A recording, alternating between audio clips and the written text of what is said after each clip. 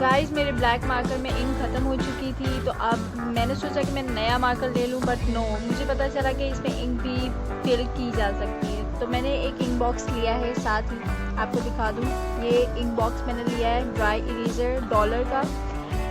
तो अब मैं फ़र्स्ट टाइम ये यूज़ कर रही हूँ, तो लेट्स ओपन इट और देखते हैं कि किस तरह इंक को रीफ़िल किया जाता है।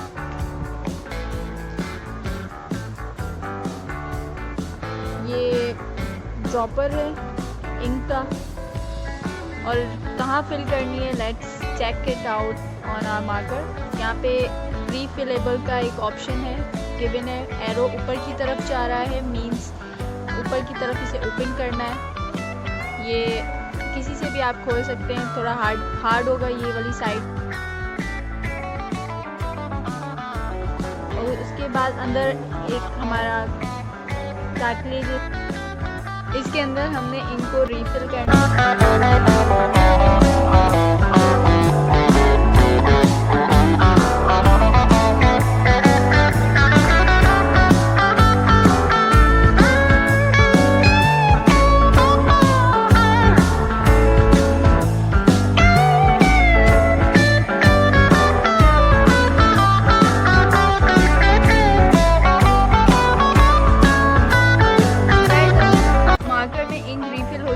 अब हम इसे बंद कर रहे हैं और हम देखते हैं कि हमारा मार्कर चल रहा है या नहीं चल रहा।